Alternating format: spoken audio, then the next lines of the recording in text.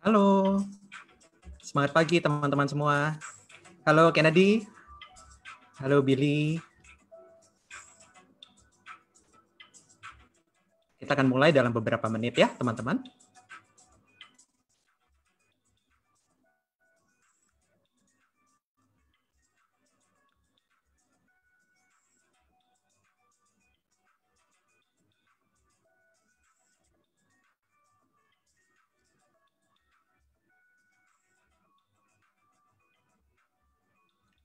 Semangat pagi ya Kennedy ya, tetap semangat.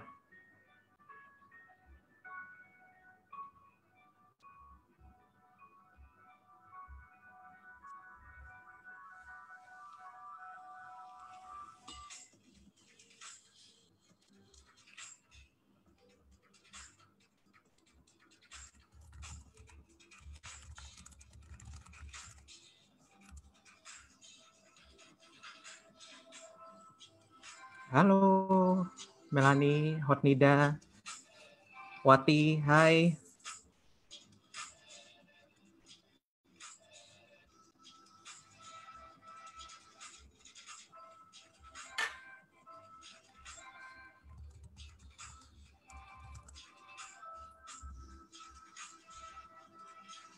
Suaranya terdengar jelas ya teman-teman semua ya. Halo Mari, Isyana, suaranya oke?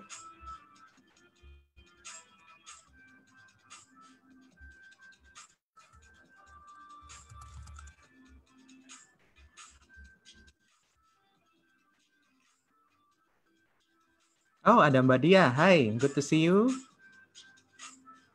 Hasni, hai, thank you. Oke, jelas ya, makasih.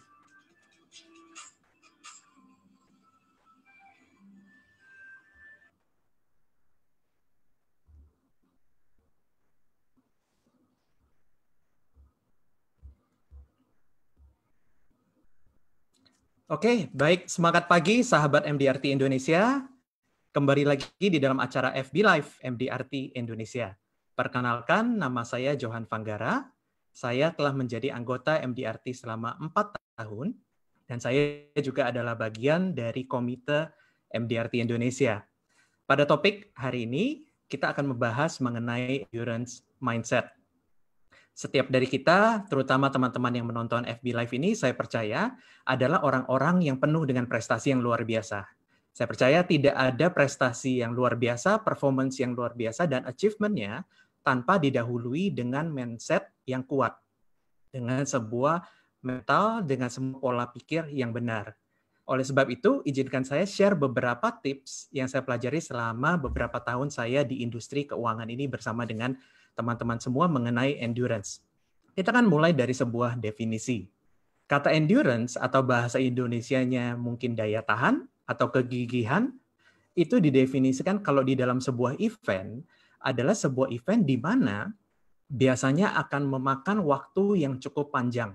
Ya, jadi eventnya bukan sekedar setengah jam atau beberapa menit, tapi bisa berjam-jam.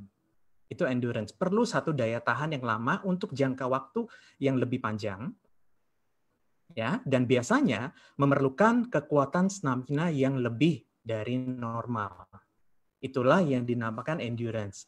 Oleh sebab itu, izinkan saya share kepada teman-teman semua gambar ini. Di dalam dunia atletik kita di Indonesia, ada dua atlet yang cukup ternama. Yang pertama yaitu Lahlu Muhammad Zohri. Ya, kita terkenal dengan Muhammad Zohri ini dari jarak sprint biasanya ya, sekitar lari 100 meter, terkenal ya kemarin di Asian Games kemarin.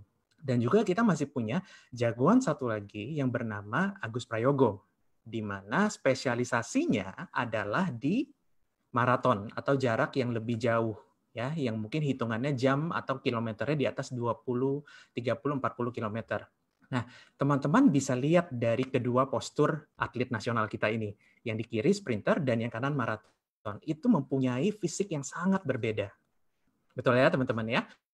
Nah, jadi jelas sekali apa yang mereka makan, cara mereka latihan, cara mereka mengelola badan mereka, develop badan mereka, kekuatan otot mereka, itu pun berbeda. Oleh sebab itu saya ingin share dengan teman-teman semua apa yang saya rasakan selama di industri ini. Nah, Dalam perjalanan beberapa tahun terakhir ini, saya pernah mengadakan beberapa event olahraga endurance. Seperti maraton, di mana kita berlari sepanjang 42 km non-stop, dan juga triathlon. Ya, triathlon yang saya ikuti di sini adalah triathlon yang disebut Ironman 73, half Ironman. Ya, dan di sini kita memulai dengan berenang 1,9 kilo dulu di laut, kemudian dilanjutkan dengan bersepeda selama 90 kilo, dan kemudian untuk mencapai garis finishnya, itu masih perlu berlari 21,1 kilo, teman-teman. Ya, jadi ini kan perjalanan yang panjang. Ya, kebanyakan mungkin kita akan finish di sekitar 6 jam sampai 8 jam, bahkan mungkin lebih. Jadi kalau kita ibaratkan ya, kita mulai event ini dari start, waktu kita masih baru mau mulai sarapan ya, mungkin sekitar jam 3 kita udah bangun, jam 5 kita udah makan, jam 7 kita sudah mulai. Selesainya di atas jam makan siang, ya sekitar jam 1, jam 2 baru selesai. Nah, untuk kita bisa ada di event seperti ini dan menyelesaikannya dengan baik, ya dengan strong, tentu ada latihan-latihan khusus. Ada latihan daya tahan, ada latihan endurance yang harus kita lalui sebelum kita bisa mencapai tahap demikian. Oleh sebab itu saya ingin share, kalau ternyata di dalam bisnis kita, teman-teman, di dalam industri keuangan ini juga a lot like an endurance game. Bukan sprint.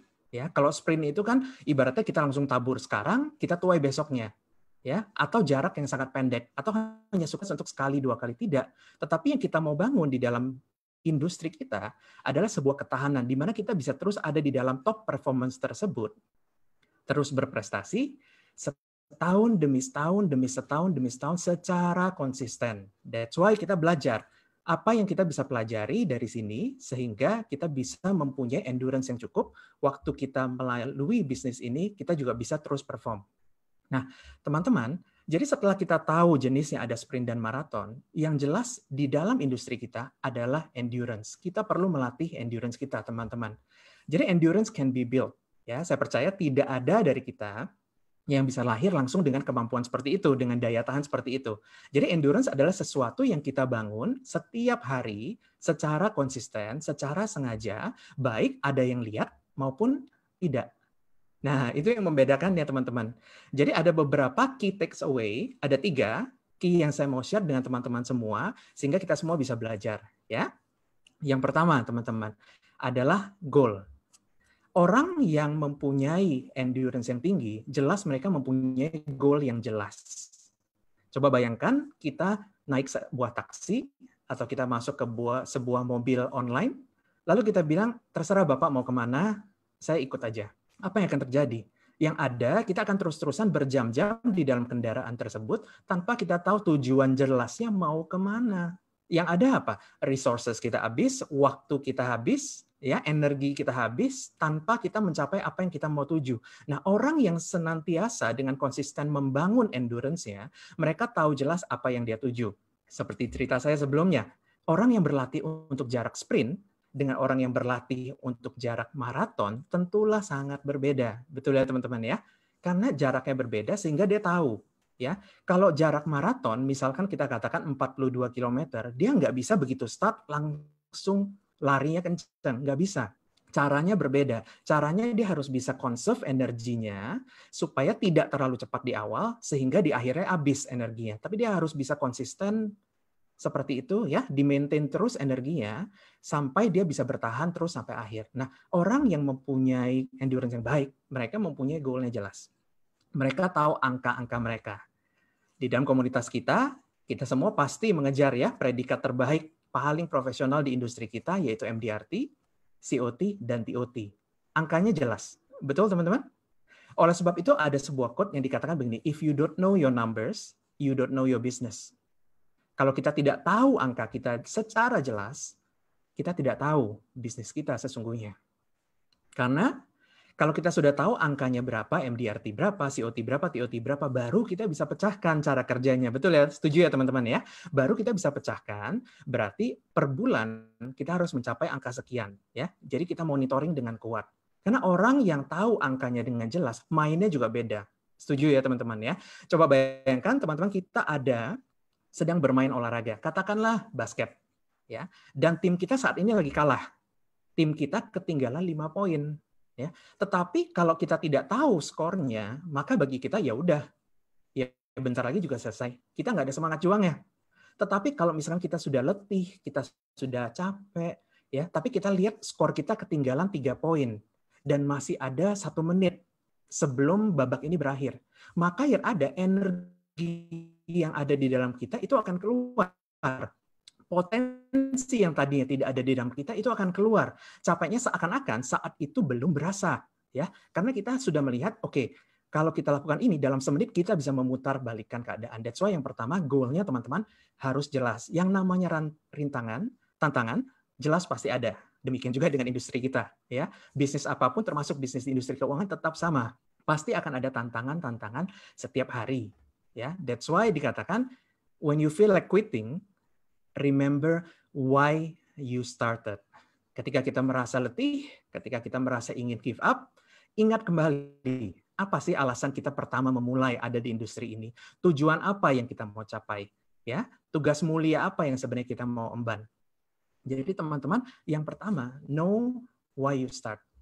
Untuk kita bisa menuntaskan, menyelesaikan sebuah jarak endurance yang panjang, katakanlah jarak maraton tadi 42 kilo, kita harus bisa mengerti apa yang harus kita latih, apa yang harus kita tingkatkan, bagian mana yang harus kita upgrade, dan makanan asupan apa yang kita perlukan supaya kita mempunyai energi dari badan kita yang sehat untuk kita bisa last that long. Ya, tentunya kita semua mau berhasil tidak hanya setahun, tidak hanya 2 tahun, tapi bertahun-tahun, bukan? Kita mau bisa member, qualifying member, life member, ya, bahkan seterusnya. Untuk ada di posisi tersebut, pastikan kita jelas apa yang kita mau tuju. Saya mencatat, jadi setiap awal tahun dari Januari saya sudah punya angkanya. Ya, dari cases bulanan yang ada, FYP yang collected-nya berapa, sehingga dari bulan Januari saya sudah tahu tahun ini akan capai MDRT di bulan keberapa. Kita akan sudah tahu angka-angka tersebut. Nah, kalau kita sudah tahu, tentunya semangat kita juga beda, betul ya teman-teman ya. Kita akan lebih melihat, wow, berarti ini bisa loh. Tahun lalu kita finish di bulan ini. Nah, tahun ini kita bisa achieve lebih awal lagi. Dan bahkan naik ke tingkat selanjutnya, COT dan TOT, semisalnya seperti itu ya. Pertama, tapi mulai dari goal. Karena di masa waktu hari-hari kita merasa letih dan merasa tantangan begitu berat, kita nggak pengen lakukan ini lagi, knowing why you started, itu akan sangat menolong. Ya. Itu poin yang pertama, tahu dan punya goal yang jelas. Poin yang kedua, teman-teman, saya akan share sedikit mengenai fokus. Tadi kita sudah tahu ya goal-nya ya. Nah, ibaratnya adalah ring basket ini, teman-teman. Nah, kalau kita sudah lihat ring basket ini oke ya, kita udah jelas goal-nya mau di mana. Kemudian kalau dilihat seperti ini, apa yang terjadi? Lebih buram ya, teman-teman ya. Dan apalagi yang ini. Lebih tidak kelihatan lagi ya. Lebih buram lagi. Nah, pertanyaannya teman-teman, apakah kita menuangkan fokus nggak waktu kita build endurance kita di dalam bisnis ini? Ya, bagaimana kita bisa mengembangkan bisnis ini? Bagaimana kita bisa mempunyai daya tahan yang kuat? Kalau misalkan fokus kita terpecah-pecah atau tidak clear seperti yang teman-teman lihat di sini. Ya, tadi kalau kita lihat di sini, ini semangat ya kita lihatnya ya. Apa yang teman-teman rasakan kalau melihat seperti ini misalkan ya? Untuk sharing saya ke depan, sepanjang sharing layarnya begini. Fotonya buram, tulisannya buram, suaranya juga buram. Tentu yang kita rasakan ya adalah males ya. Jadi udah nggak semangat ya. Jadi seakan-akan udahlah next aja deh, minggu depan baru kita nonton lagi aja. Betul nggak teman-teman? Tapi beda ceritanya kalau goal kita jelas. Oleh sebab itu, yang saya lihat dari teman-teman banyak atlet-atlet di luar sana, tidak ada orang yang mencapai goalnya yang tertinggi dengan tidak sengaja. Dengan sengaja. Ya, misalkan begini, kita tidak pernah dengar ada orang yang kemudian break rekor dunia. Misalkan di jarak tertentu dia lari, kemudian dia terobos dan menembus rekor dunia. Lalu ketika di interview dia bilang, gimana sih caranya kok bisa mendapatkan rekor dunia? Lalu dia katakan, oh saya nggak sengaja kok, kebetulan aja lagi hoki. Nggak ada. Orang-orang yang menjadi top performer, termasuk di dalam industri keuangan, adalah orang-orang yang sangat-sangat fokus. Mereka tahu betul apa yang mereka mau, kapan mereka mau, dan exactly apa itu. Ya, demikian juga dengan endurance. Ya, ketika kita tahu fokus kita, ya, maka kita tidak lagi melihat yang menjadi rintangan, tapi yang justru kita lihat yaitu apa yang menjadi goal kita di akhirnya. Saya suka sekali kata yang disebutkan oleh Tony Robbins, dikatakan where focus goes, energy flows, dan result shows. Where focus goes, energy flows, dan result shows. Pasti jelas. Ya, orang-orang yang fokus mereka jelas tahu betul apa yang mereka akan bangun. Ya, mereka tahu betul. Kalau yang namanya fokus, yang namanya endurance tidak dibangun overnight, tidak akan terlihat hasilnya besok. Mungkin tidak minggu depan. Mungkin juga bukan bulan depan. Ya, tetapi sesuatu yang kita senantiasa fokus dan kita bangun, teman-teman, ya. Dan key takeaway yang ketiga yaitu mengenai disiplin. Tadi yang pertama goal, kedua fokus, ketiga orang yang mempunyai daya tahan, yang mempunyai endurance dan yang membangun endurance di dalam dirinya adalah orang-orang yang mempunyai tingkat disiplin yang tinggi, ya. Pasti orang-orang itu adalah tingkat disiplinnya tinggi. Nah, saya mau cerita kepada teman-teman, kalau misalkan setiap kita melihat pintu, tentu ada kuncinya ya. Nah, pertanyaan saya, pernah nggak kita lihat anak kunci yang lebih besar dari daun pintunya? Pasti enggak, betul nggak? Yang namanya kunci pasti lebih kecil dibanding pintunya, nggak pernah sebaliknya. Nah, demikian juga pintu itu melambangkan seperti suatu achievement, suatu kesuksesan yang sedang kita tuju. Kunci itu ya untuk menggerakkan, untuk mencapai sesuatu yang besar selalu hanya digerakkan oleh kunci yang kecil. Demikian juga dengan kesuksesan. Banyak yang bertanya tips ini, tips itu, mereka mengharapkan satu jawaban yang luar biasa dan extraordinary. Padahal sebenarnya kunci dari kesuksesan itu sebenarnya adalah di disiplin harian. Hal-hal yang dilakukan hari demi hari, baik ada yang lihat maupun tidak dilihat sama orang, tetapi kita terus lakukan setiap hari, betul nggak? Kebanyakan dari kita melihat seseorang itu waktu sudah ada di puncak suksesnya, ketika dia terima award, ketika dia masuk ke koran, ketika dia masuk publikasi ini dan publikasi itu, betul kan?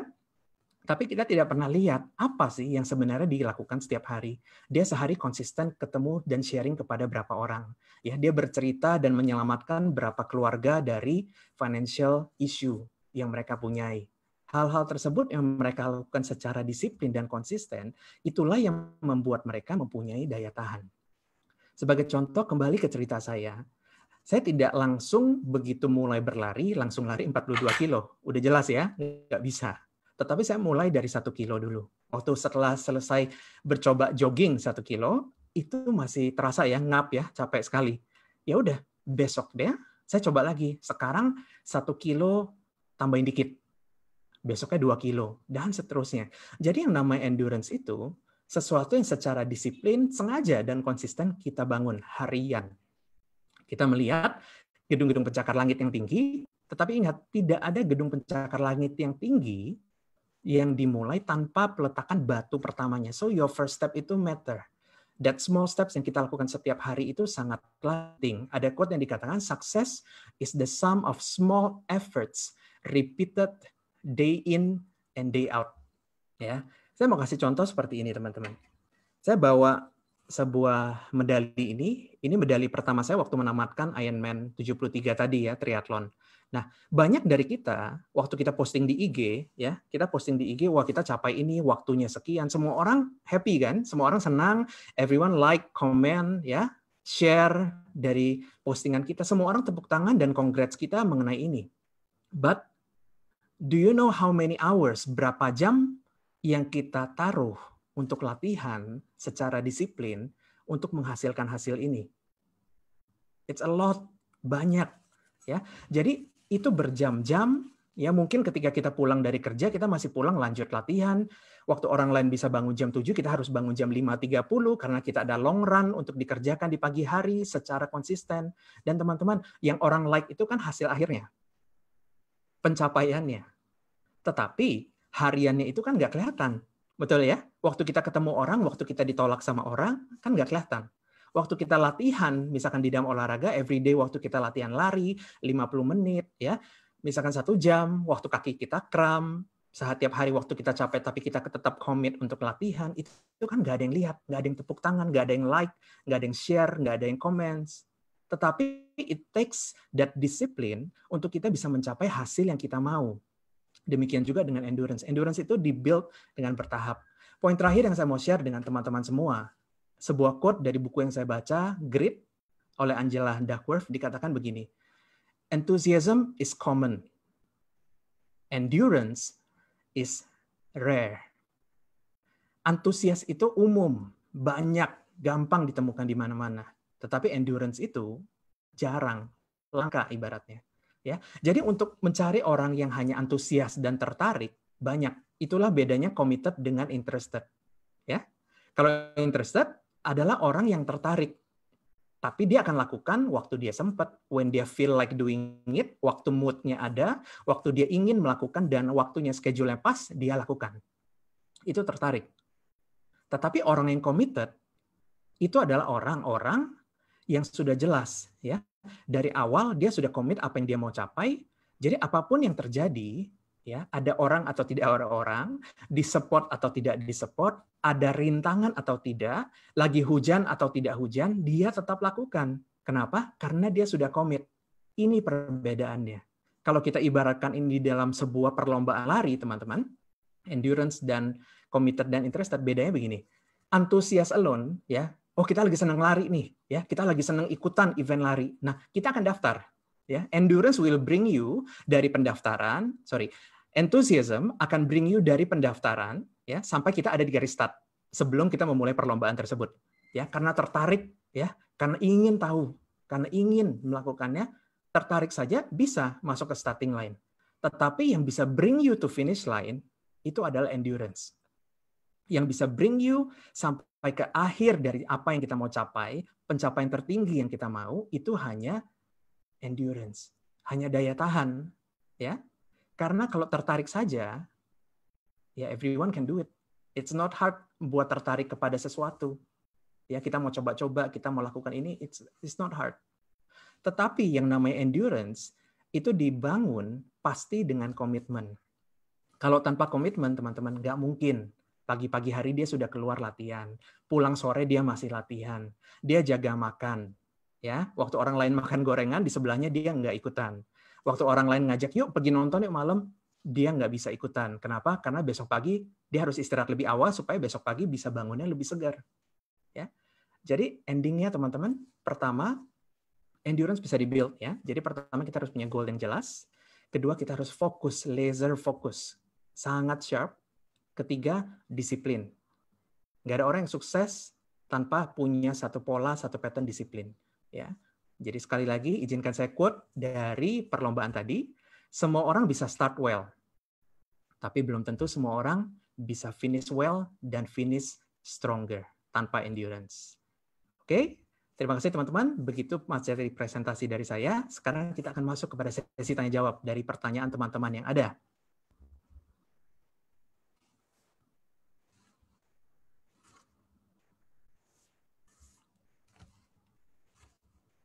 Terima kasih, Kennedy. Yes, enthusiasm is common, endurance is rare. Betul sekali.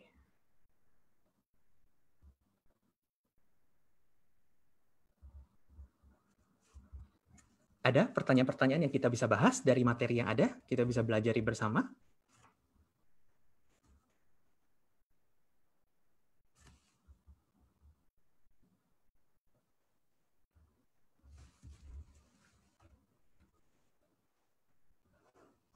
Oke, kita lihat ya. Ada pertanyaan dari Ardita. Oke, disiplin harian apa yang Johan lakukan sehingga konsisten mencapai MDRT selain kontak klien? Nah, saya seseorang yang suka angka. Ya, seperti yang tadi saya katakan, if you don't know your numbers, you don't know your business. Jadi, saya punya file yang saya monitor dengan ketat. Biasanya saya update sekitar seminggu sekali.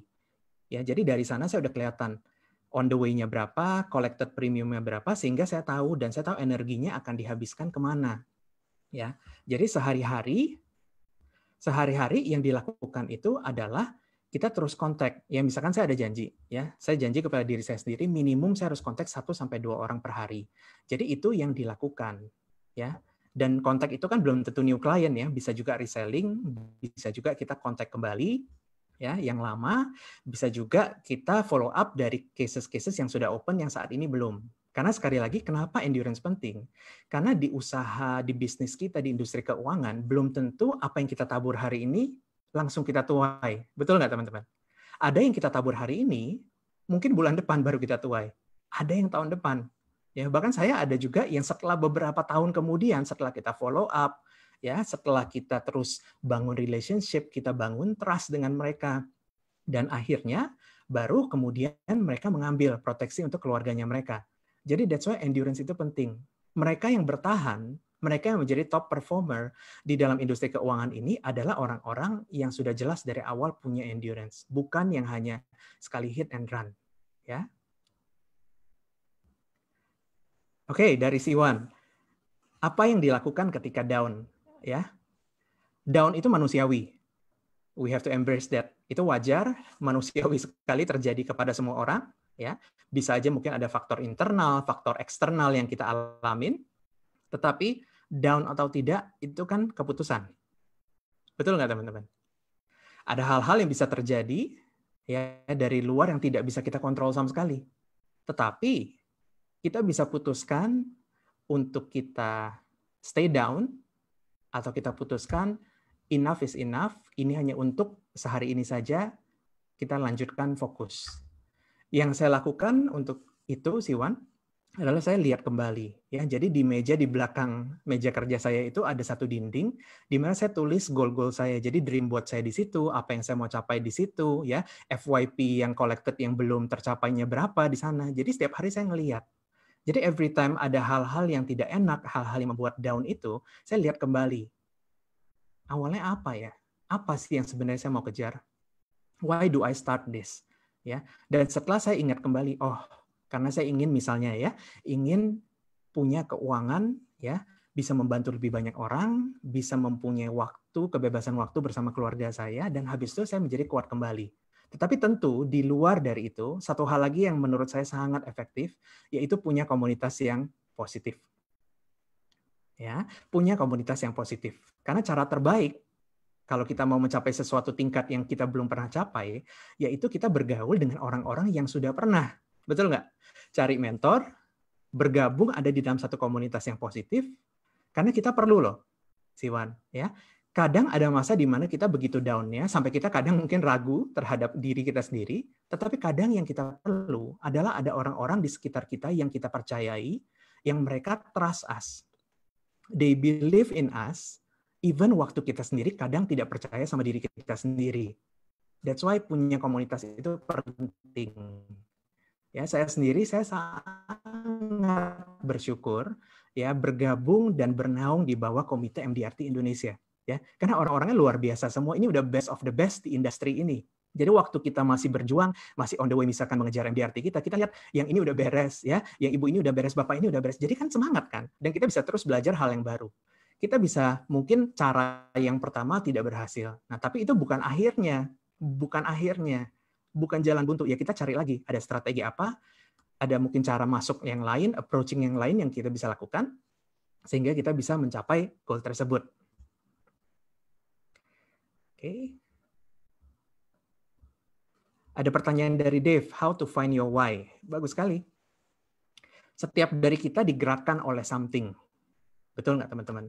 Ya, ada mentor saya pernah katakan begini, ada orang yang cepat mencapai sesuatu karena ada sesuatu yang dia kejar. Tetapi ada orang yang pelan mencapai sesuatu karena ada sesuatu yang ditunggu. Jadi, what are you waiting for? Nah, setiap kita digerakkan oleh banyak hal. Ada yang mungkin keuangan, ada yang mungkin kita ingin mempunyai hidup yang lebih baik untuk keluarga kita, ada yang mungkin kita ingin punya lebih banyak waktu. Kalau saya sendiri, saya ingin punya kebebasan waktu tersebut. Ya, financial dan yang lainnya mungkin urut 2, ketiga, dan sekian. Jadi buat saya sering tanya kepada diri sendiri, kenapa sih, why do I do this? Apa yang membuat saya, walaupun ditolak, kontrol saya, apa yang keep me going? Karena saya ingat anak-anak saya. Saya ingat kedua anak-anak saya, dan saya udah janji saya mau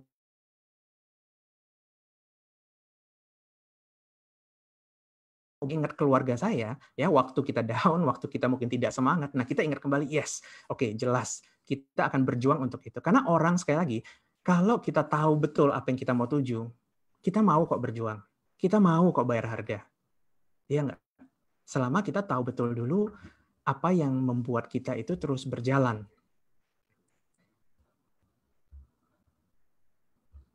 Oke, terima kasih.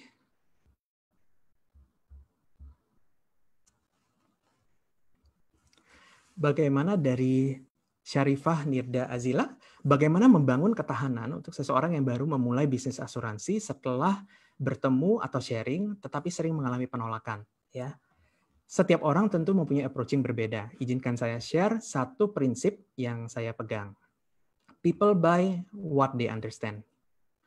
Orang akan membeli sesuatu yang mereka pahamin. Sebagai contoh sederhana, kalau misalnya kita ke pusat perbelanjaan ya, setelah PSBB ini tentunya ya, kalau kita ke pusat perbelanjaan, lalu ketika kita jalan, kemudian kita melihat ada ya orang-orang atau marketing yang menawarin kita investment di sini, ya ada yang mungkin menawari kita beli lahan ini, kemudian dengan return per tahun sekian dan yang lainnya, ya itu kan jarang lah kita ambil, betul nggak? Karena bagi kita tidak mengerti, terlalu complicated, kita tidak paham. Ya, jadi kalau sesuatu yang kita tidak paham, biasanya cenderung approaching mereka akan menolak dulu biasanya. Tetapi yang perlu kita lakukan yaitu make sure people buy what they understand. Berarti goalnya kita, teman-teman, ya baik yang baru maupun yang existing, goalnya kita bukan bagaimana mencari gimana ya bisa dijualin, gimana ya bisa make sure orang ini membeli, bukan itu. Tetapi goalnya bagaimana kita bisa membantu mereka understand first. Gimana kita bisa menjelaskan kembali dengan bahasa yang relevan, bahasa yang mereka pahami, ya, yang mereka mengerti, sehingga saya percaya ketika mereka mengerti pentingnya apa, resikonya apa, membeli itu udah menjadi konsekuensi logis. Mereka sendiri kok yang akan cari. Mereka sendiri yang akhirnya akan mengambil keputusan. Kita cuma simply sebagai advisor membantu mereka saja. Make sure mereka understand apa yang mereka alamin seperti itu, teman-teman. People buy what they understand. Dari Diana, bagaimana untuk membangun endurance kembali ketika goals kita buyar? Ini sangat normal, ya.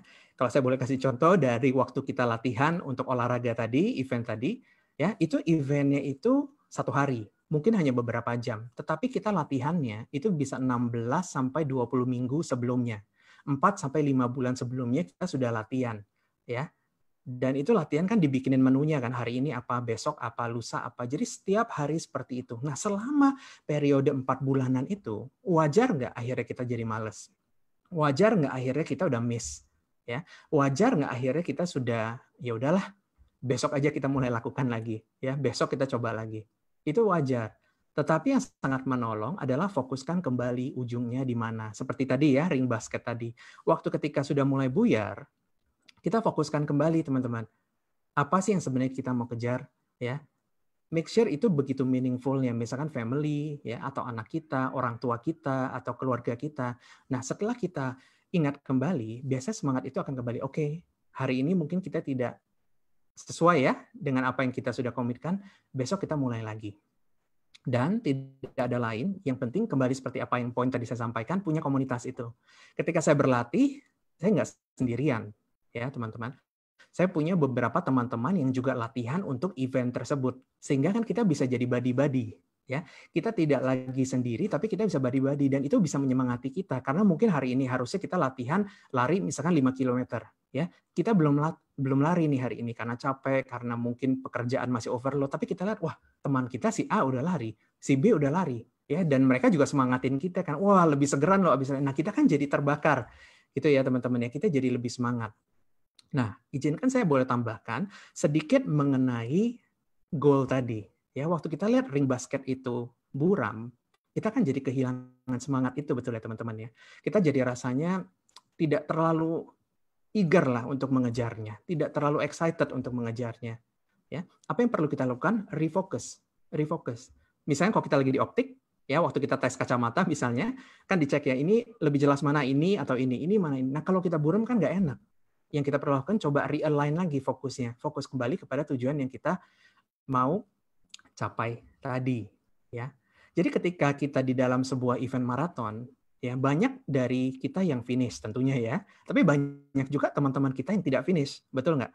Ya, ketika kita interview, kita coba sharing, apa sih, kan kita latihannya sama, menu latihannya sama, ya setiap hari kita juga bangun pagi, kita lari, kita latihan, kenapa kok nggak finish? Ternyata setelah kita interview teman-teman kita yang akhirnya putuskan untuk evakuasi dan tidak finish, reason-nya satu, karena mereka no longer can see the finish line. Jadi di mata mereka, finish line-nya itu udah buram, udah nggak kelihatan sisa berapa kilo lagi, finish apa, itu sudah buram. Sehingga bagi mereka, udahlah, nggak usah coba lagi lah, udah nggak akan berhasil. Kita coba lagi aja tahun depan. Why? Karena mereka tidak lagi melihat. That's why very important, refocus kembali teman-teman, ya. Kembali, fokusnya itu bisa di-adjust kok. Mungkin sekarang kita lagi off, it's okay, di-adjust lagi aja. Ya, di-adjust lagi sehingga kita bisa lakukan seperti itu. Oke, kita lihat pertanyaan berikut ya teman-teman, kita masih punya jauh dari target. Wajar ya, sangat wajar sekali. Jadi apa yang saya lakukan, karena kan angkanya jelas kan, jadi biasa sebelum dapat monitoring mungkin dari perusahaan kita yang dikirimkan secara berkala, biasa saya udah tahu, oke, kurangnya berapa. Nah, tetapi dengan kita tahu betul kekurangannya berapa, misalkan untuk mencapai MDRT atau goal yang kita mau capai, maka kita tahu betul aktivitas apa yang kita perlu lakukan. Betul nggak? That's why you need to know your number. Makanya kita harus perlu tahu angka kita tersebut. Karena kalau kita tahu, misalkan contoh, kita tahu kita kurang misalkan 200 juta. Nah, maka kita akan menggerakkan semua energi yang ada di dalam kita untuk mulai mencari, untuk memulai visualisasikan, oke, kita masih perlu on the way 200 juta. Nah, 200 juta ini dari case size yang biasa saya lakukan, berarti saya perlu berapa orang misalnya. Nah, jadi akan muncul nama-nama itu, wajah-wajah itu yang membuat kita, oke, berarti kita masih bisa approach yang ini, kita masih bisa reselling yang ini, kita masih bisa kemudian misalkan minta referensi dari nasabah kita yang kemarin sebelumnya. Kurang lebih seperti itu. Tetapi itu hanya bisa kita lakukan kalau kita tahu betul, ya. Yang namanya kekurangan itu kan wajar. Belum mencapai itu wajar. Tetapi selama kita tidak give up, selama kita tetap show up, ya, kita tetap do the work, kita tetap lakukan hal yang rutin, hard work yang kita lakukan setiap hari, nah itulah yang membuat kita akan terus bisa konsisten. It's okay. Ya, kita tahu sekarang mungkin belum, sekarang mungkin kelihatannya masih jauh. Selama kita tahu betul jelas kita maunya itu, we commit, kita put in the work, ya, kita tidak ada excuse, kita terus lakukan harian kita akan bisa sampai ke situ juga ya Pak Joni. Terima kasih pertanyaannya. Alright, kita lihat adakah pertanyaan lagi.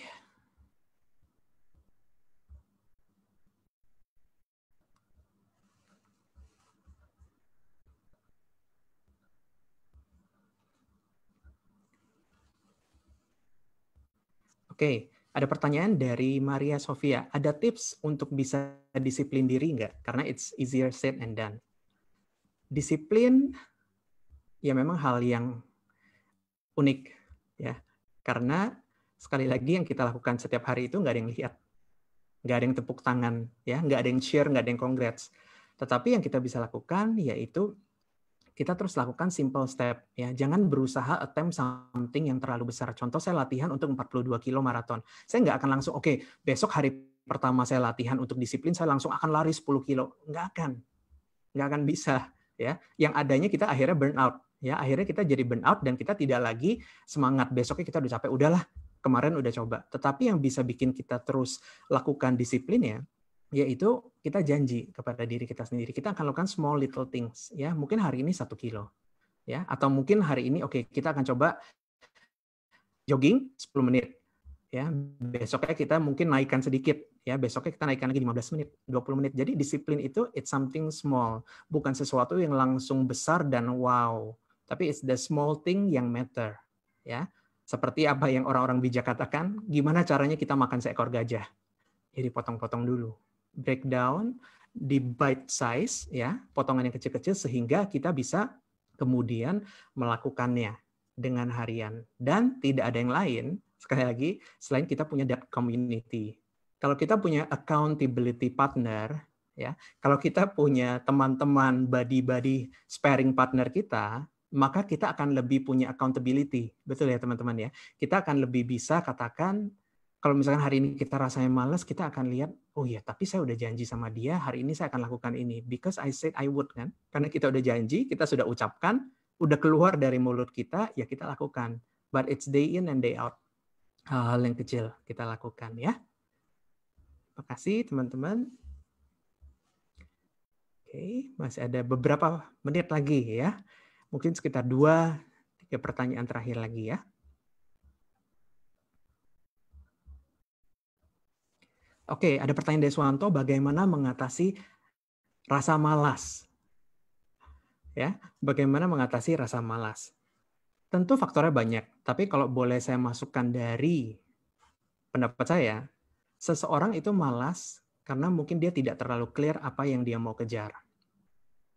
Kalau apa yang dia mau kejar itu tidak jelas, tidak excited enough buat dia, bukan sesuatu yang dia ingin capai, maka ya udah, karena ibaratnya itu goal pinjaman, ya kan? Karena teman-teman yang mau MDRT misalkan, atau karena teman-teman yang mau capai ini, karena leadernya bilang mau ini, karena itu bukan dari internal, maka itu tidak akan strong, ya.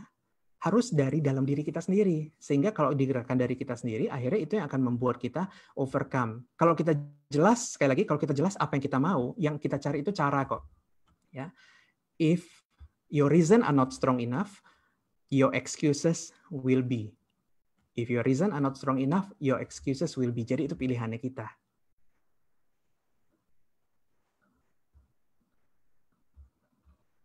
5 more minutes ya. Dari Feni, bisa jelaskan aktivitas Johan sebelum COVID dan saat ini seperti apa? Oke. Very good question ya, dan sangat relevan dengan kondisi kita sekarang. Yang saya lakukan tidak terlalu banyak berubah dengan sebelumnya, ya. Hanya tentu caranya. Yang tadi ya kita bisa lebih enak bikin janji, ya kita bisa langsung ketemu di mana, di kantornya, atau di mall, atau di kafe mana, sekarang kan tidak bisa.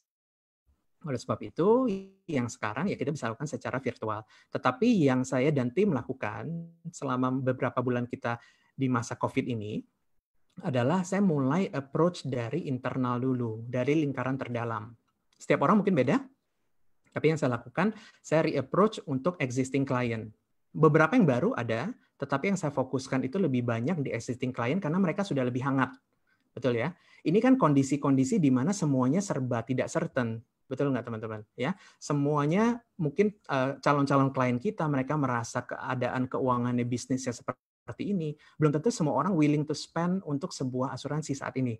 Tetapi kalau misalkan kita mulai dari existing klien kita, itu sudah lebih warm atau hot marketnya kita. Sehingga untuk kita approach ke mereka, pertama trust-nya sudah ada, mereka sudah nyaman juga dengan kita, dan untuk kita bangun satu sumber referensi dari mereka, atau reselling kepada mereka, upselling kepada mereka itu akan jauh lebih mudah untuk saat ini. Menjawab ya, Feni ya.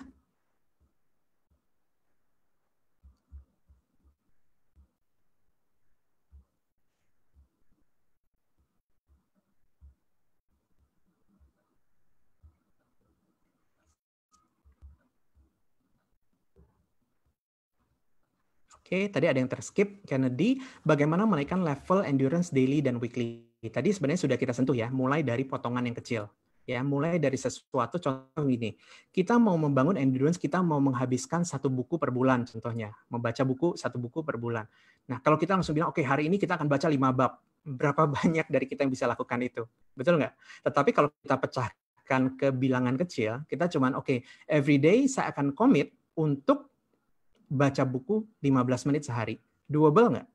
Jauh lebih doable, dan pelan-pelan kita tingkatkan. Ya, seperti itu kita membangun endurance, tidak langsung sekaligus, tetapi step by step. Tetapi ujungnya tidak akan terbangun sebelum hari ini kita mulai dari langkah-langkah yang kecil dulu ya, teman-teman ya. Semoga menjawab ya, Kennedy ya.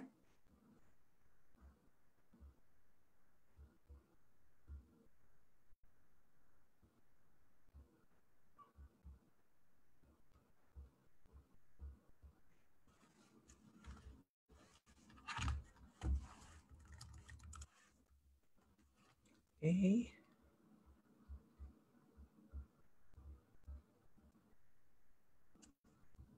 Ya, tentunya di industri ini kita sangat perlu ya punya endurance ini. Jadi saya sangat percaya, punya harapan besar buat teman-teman audiens semuanya.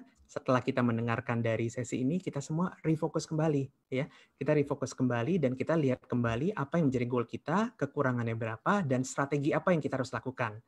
Ya, baik, kita sudah tiba di penghujung dari acara kita. Sekian presentasi dari saya, teman-teman. Saya ucapkan banyak terima kasih untuk partisipasi dan antusiasme dari sahabat MDRT Indonesia semuanya. Mohon maaf teman-teman apabila ada kata-kata yang kurang berkenan atau mungkin ada jawaban-jawaban dari pertanyaan yang belum kita sempat jawab. Sahabat MDRT, follow ya sosial media MDRT Indonesia kita. Kita saat ini ada di Instagram MDRT Indonesia, kita ada Facebook MDRT Indonesia Official Account dan juga di YouTube MDRT Indonesia, teman-teman. Jangan lupa untuk subscribe ya channelnya. Untuk di Instagram dan Facebook juga like, komen, dan share. Engage, dan kita bisa mendapatkan banyak informasi-informasi terbaru mengenai update MDRT khususnya di Indonesia, teman-teman. Untuk pembicara selanjutnya pada minggu depan, ya pada Rabu minggu depan, tanggal 24 Juni 2020, adalah sahabat saya Kennedy Sumarli dengan kualifikasi 3 kali MDRT. Ya, dia akan membawakan tema It can only get better. It starts from within. Tentunya kita semua tidak sabar untuk menanti dan belajar dari sharing Kennedy minggu depan. Saksikan terus FB Live MDRT Indonesia setiap hari Rabu pukul 16 sampai 16.45 waktu Indonesia Barat. Terima kasih dan salam MDRT.